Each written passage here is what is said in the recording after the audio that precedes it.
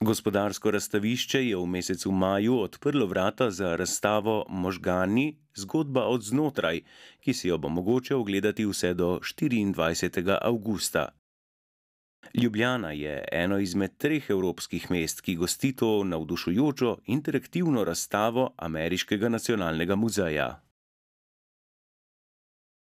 Pogajanja so bila kar dolga, ker dejansko imajo prednost ameriška mesta, glede na to, da je glavnino denarja pač prihaja od tam za postavitev razstave, vendar ravno 3 mesece časa je bilo v tem poletnem obdobju med Milanom in postavitvijo v Torontu, kamor odhaja, in Ljubljana je ravno prav velika, da so tudi 3 meseci pravzaprav že eno obdobje, v katerem se lahko tisti, ki želijo to razstavo ogledajo. Za velika mesta bi bilo to obdobje absolutno prekratko.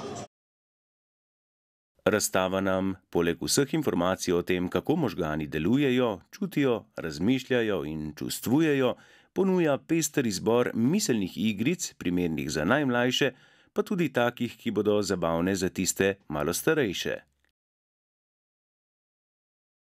Razstava nudi ob torkih in četrtkih bogat spremljevalni program, ki ga je omogočilo društvo Sinapsa s številnimi govorci.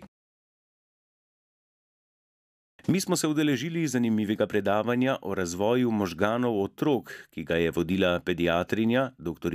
Tina Bergant. Ko nekdo, ki je gluh, ki je rojen gluh, se rodi z govornim zaostankom praktično že 3 mesece zaostanka.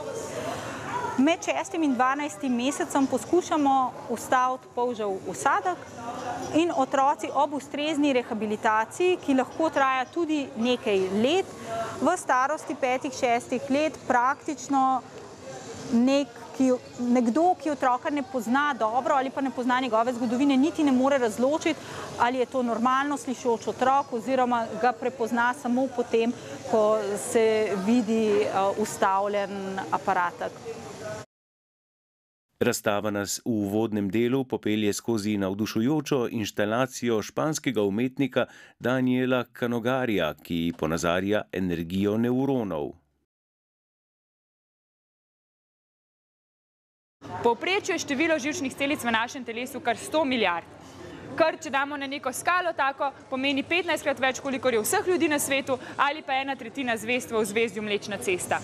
Teh 100 milijard nevronov tvori kar 100 bilijonov povezav, kar pomeni, da na en nevron pride do 1000 novih povezav. Zanimive interaktivne inštalacije nam omogočajo, da si lahko ogledamo, kako možgani delujejo v gibanju med razmišljanjem, obenem pa se popeljemo skozi zgodovino človeškega čustvovanja. Zaključek razstave prikazuje pogled v prihodnost, kjer vidimo elektrode, ki obvladujejo krče, slepim omogočijo vid in paraliziranim gibanje. Se možgani stalno spreminjajo in da imamo na to zelo, zelo velik vpliv. In to je v bistvu tudi tisto bistveno sporočilo, da moramo za možgane skrbeti, ker je to organ, ki se stalno spreminja in da na to resnično lahko vplivamo sami.